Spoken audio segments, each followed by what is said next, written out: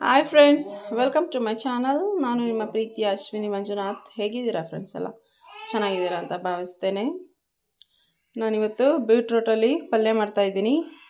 ಚಪಾತಿಗೆ, ಪೂರಿಗೆ, ಹಾಗೆ ರೈಸ್ ಜೊತೆ ಸೈಡ್ಸ್ ರೀತಿಯಾಗಿ ತಿನ್ಬೋದು. ಹೀಗೆ ಇದನ್ನೆಲ್ಲ ಮಾಡೋದಕ್ಕೆ ರೆಡಿ ಇಟ್ಕೊಂಡಿದ್ದೀನಿ. ಎಲ್ಲ ಕಟ್ ಮಾಡಿ ವಾಶ್ ಮಾಡಿ ಎಲ್ಲ ಕಮೆಂಟ್ ಕೂಡ ಮಾಡಿ ಅಂತ ಹೇಳ್ತಾ ಇವತ್ತು ವಿಡಿಯೋನ ಸ್ಟಾರ್ಟ್ ಮಾಡ್ತಾಯಿದ್ದೀನಿ. ಮೊದಲನೇದಾಗಿ ನಾನು 2 ದಪ್ಪದಾದ ಬೀಟ್ರೂಟ್ ತೊಗೊಂಡಿದ್ದೀನಿ.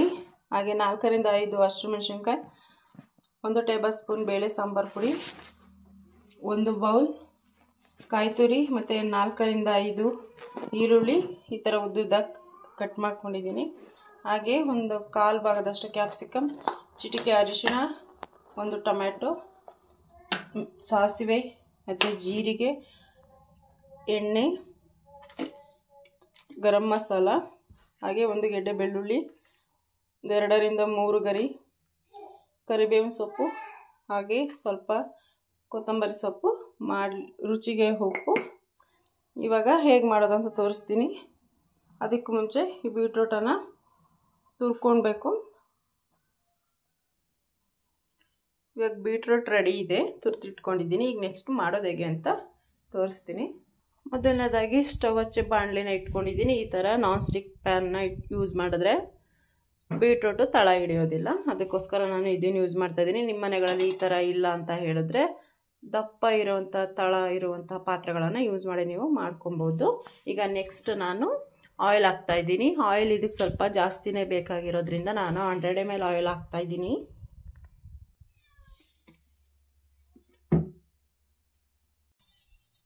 ಕಾಲು ಟೇಬಲ್ ಸ್ಪೂನಷ್ಟು ಸಾಸಿವೆ, ಅರ್ಧ ಟೇಬಲ್ ಸ್ಪೂನಷ್ಟು ಜೀರಿಗೆ. ಸಾಸಿವೆ ಜೀರಿಗೆ ಎಲ್ಲ ಸಿಡ್ದಿದೆ. ಈ ಮೀಡಿಯಮ್ ಫ್ಲೇಮಲ್ಲಿ ಇಟ್ಕೊಂಡು ಈ ಥರ ಮಾಡ್ಕೊಬೇಕು. ನೆಕ್ಸ್ಟ್ ಹಸಿಮೆಣಸಿನ್ಕಾಯಿ, ಜಜ್ಜಿಟ್ಕೊಂಡಿರೋಂತಹ ಬೆಳ್ಳುಳ್ಳಿ ಹಾಕ್ತಾಯಿದ್ದೀನಿ. ಹಾಗೆ ಜೊತೆಯಲ್ಲಿ ಕರಿಬೇವಿನ ಸೊಪ್ಪು. ಇದು ಸ್ವಲ್ಪ ಫ್ರೈ ಆಗಬೇಕು ಆಯಿಲಲ್ಲಿ. ನೆಕ್ಸ್ಟ್ ಕ್ಯಾಪ್ಸಿಕಮ್ ನೀರು ಸುಂಡಬೇಕು, ಅಲ್ಲಿ ತನಕ ಫ್ರೈ ಮಾಡ್ಕೊಬೇಕು ನಾವು. ನೆಕ್ಸ್ಟು ಈರುಳ್ಳಿ ಹಾಕ್ಕೊಳ್ತಾ ಇದ್ದೀನಿ. ಈರುಳ್ಳಿ ಗೋಲ್ಡನ್ ಬ್ರೌನ್ ಕಲರ್ ಬರೋ ಅವಶ್ಯಕತೆ ಇಲ್ಲ, ಸ್ವಲ್ಪ ಫ್ರೈ ಆಗಿ ಸಾಫ್ಟ್ ಆದರೆ ಸಾಕು.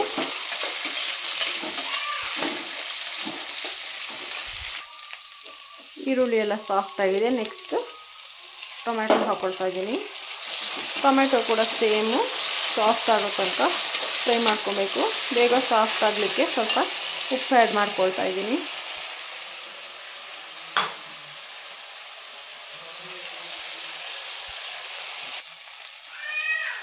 ಟೊಮ್ಯಾಟೊ ಎಲ್ಲ ಸಾಫ್ಟ್ ಆಗಿದೆ. ಅರಿಶಿನ ಪುಡಿ ಹಾಕ್ಕೊಳ್ತಾ ಇದ್ದೀನಿ. ಜಸ್ಟ್ ಒಂದು ಅರ್ಧ ಸೆಕೆಂಡ್ ಈ ಥರ ಮಾಡೋದು ಸಾಕು.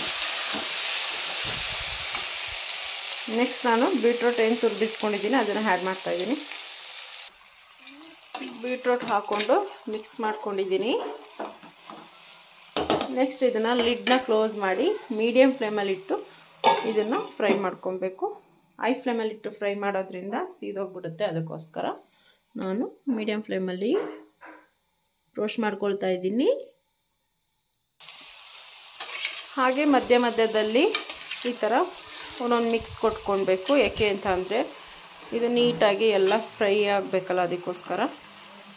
ಮತ್ತು ಈ ನೀರೆಲ್ಲ ಸುಂಡಿ ಎಲ್ಲ ಚೆನ್ನಾಗಿ ಡ್ರೈ ಆಗುತ್ತೆ.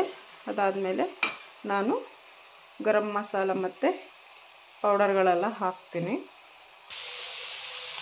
ನೋಡ್ತಾ ಇರ್ಬೋದು ನೀವು, ಈ ಥರ ನೀರೆಲ್ಲ ಸುಂಡಿದೆ. ಇವಾಗ ನಾನು ಬೇಳೆ ಪೌಡ್ರು, ಹಾಗೆ ಒಂದು ಅರ್ಧ ಟೀ ಸ್ಪೂನಷ್ಟು ಗರಂ ಮಸಾಲ ಇದು ಸ್ವಲ್ಪ ಫ್ರೈ ಮಾಡ್ಕೊಬೇಕು. ಇದು ಫ್ರೈ ಆಗಿದೆ. ಈ ಟೈಮಲ್ಲಿ ಕಾಯಿ ತುರಿ ಹಾಕ್ಕೊಳ್ಬೇಕು.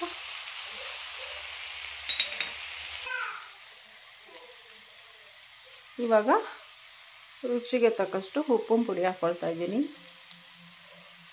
ಉಪ್ಪಿನ ಪುಡಿ ನೋಡಿ ಹಾಕೋಬೇಕು, ಯಾಕೆಂದರೆ ಕ್ಯಾರೆಟಲ್ಲಿ ಉಪ್ಪಿನಂಶ, ಬೀಟ್ರೂಟಲ್ಲಿ ಕ್ಯಾರೆಟಲ್ಲಿ ಉಪ್ಪಿನಂಶ ಇರುತ್ತೆ.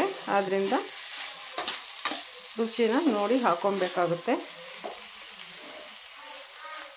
ಇದೊಂದು ನಿಮಿಷ ಈ ಥರ ರೋಸ್ಟ್ ಮಾಡಿ ಆದಮೇಲೆ ಇದು ಆಗಿದೆ. ಲಾಸ್ಟಲ್ಲಿ ನಾನು ಕೊತ್ತಂಬರಿ ಸೊಪ್ಪನ್ನ ಉದುರಿಸ್ತಾ ಇದ್ದೀನಿ. ನಿಮಗೆ ಡ್ರೈ ತಿನ್ನೋಕ್ಕೆ ಇಷ್ಟ ಇಲ್ಲ ಅಂತಂದರೆ ಸ್ವಲ್ಪ ನೀರು ಹಾಕ್ಕೊಳ್ಳಿ, ಗ್ರೇವಿ ಥರ ಆಗುತ್ತೆ. ನಾವು ಡ್ರೈ ತಿನ್ನೋದ್ರಿಂದ ನಾನು ನೀರು ಹಾಕ್ತಾಯಿಲ್ಲ.